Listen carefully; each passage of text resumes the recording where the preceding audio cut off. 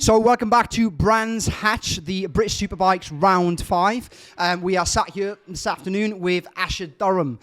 So I'd obviously just go into a little bit about my relationship with Asher, and then we'll go into a little bit about his racing career and what his goals and what he likes to looking to achieve.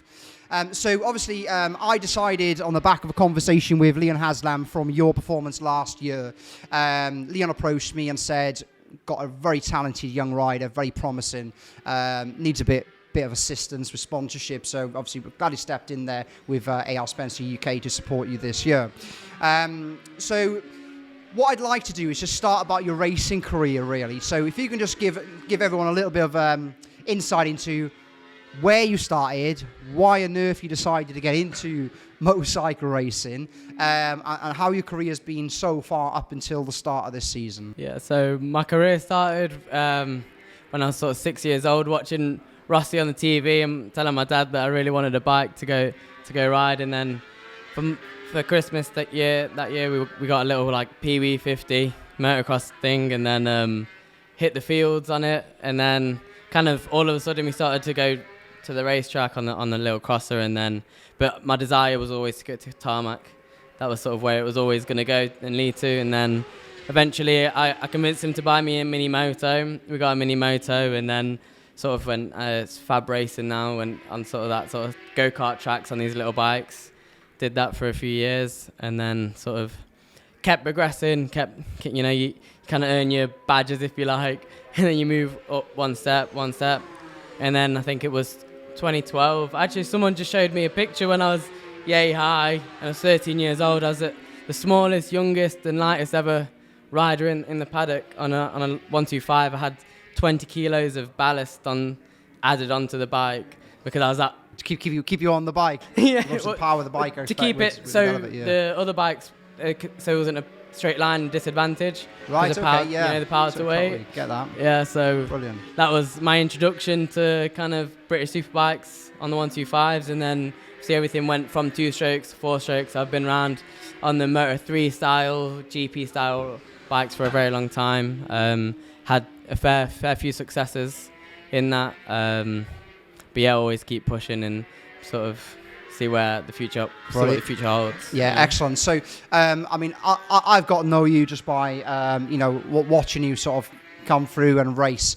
And my impression is a very hungry rider is how I see yourself. You're an individual who doesn't want anything apart from a podium every race. I think you agree that's correct. So you've now obviously got into Affinity Sports Academy, and you're learning off the likes of Leon Haslam, who's competing in the BSB, a previous winner, a champion, a World Superbike race winner.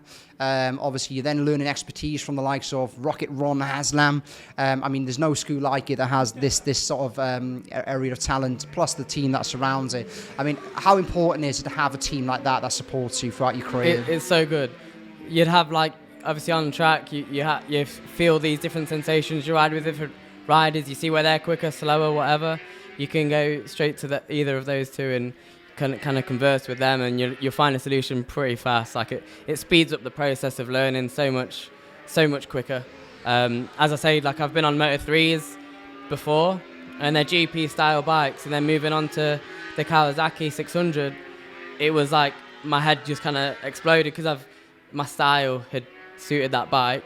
And then these guys have just helped so much on that adaptation, and learning the bike, learning how it sets up differently because there's so much flex and different things like that. It's really brought me on like leaps and bounds. Yeah. Brilliant. So let's have a talk about this season for yourself so far. So coming into the start of the year, very promising.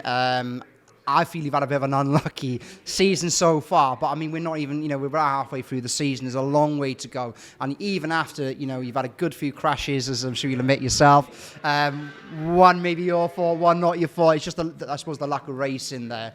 But you're still sitting in a position where, even the championship's not out of reach for yourself there.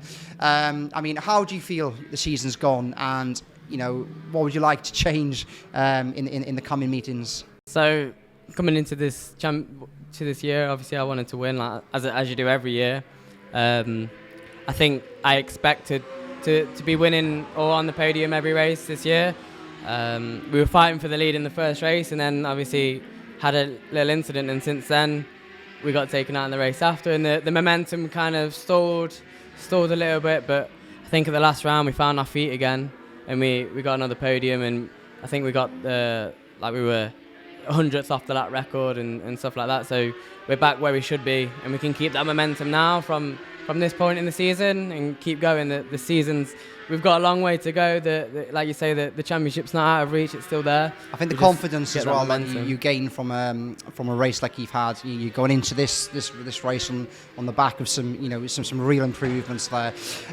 So we're all excited to see what you can do over the coming time there, and certainly to see how close you can get to that championship this year, and more importantly to go into supporting next year and yourself as a young rider. So my brand itself is all about supporting individuals with the talent who don't necessarily have the backing of multi-million pound parents or anything else. That it's about that raw talent and that commitment that a rider gives is what the brand's about. So we're very much looking forward to see what you can do this weekend, and obviously on the back, and hopefully you can get some podiums in the back of it. I'll just finish off with the sort of the money side of things, because it's quite an important aspect, and I've spoken to every rider about this today, including the Affinity themselves and even Leon at BSB level.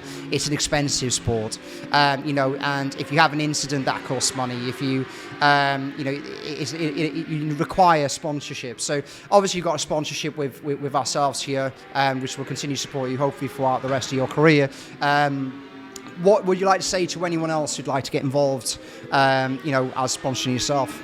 Yeah, no, I think BSB is such a massive operation and stuff. The brand goes so far through TV, spectators. It can go all that way. There's so many promotional opportunities in the paddock, and then it's sparking a career. I mean, there's a lot of hungry kids here. I'm probably the hungriest out there, and I'm here to win, and I'm here to keep progressing till we get to World Championship status, and that's kind of following the footsteps of Leon.